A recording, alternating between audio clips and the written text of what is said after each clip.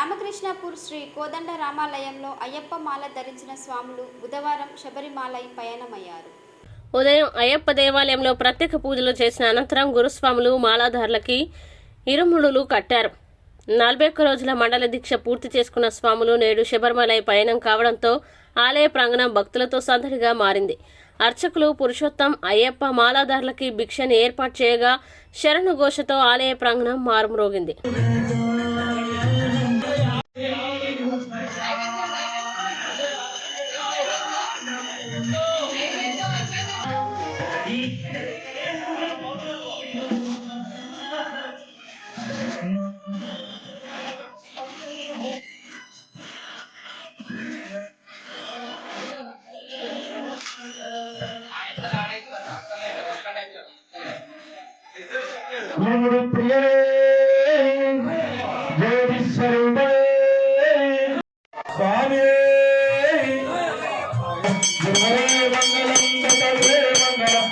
రామమంగళం రామకృష్ణ మంగళం అయ్యప్ప మంగళం మణిగంధ మంగళం శబరీశ మంగళం శాస్త్రాయ మంగళం మంగళం మంగళం నిత్యదేవ మంగళం మంగళం మంగళం నిత్య శుభ మంగళం పార్వతీ మహాదేవ శంభోశంకర కర్పూర మంగళ నీరాజ భిక్షారు.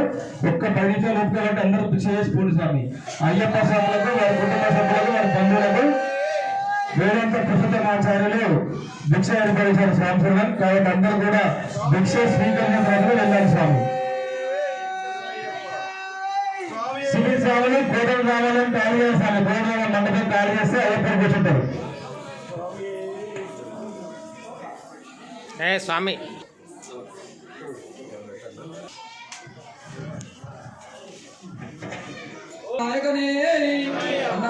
ప్రభువే ఓం అయ్యప్పనే ఓం హరియాంగపు అయ్యానే ఓం అచ్చన్ కోవిల వరిసే ఓం తూర్పుపై పాలకనే ఓం మేరి శాస్త్రవే ఓం అయ్యప్ప అయ్యప్ప అయ్యప్ప అయ్యప్ప అయ్యప్ప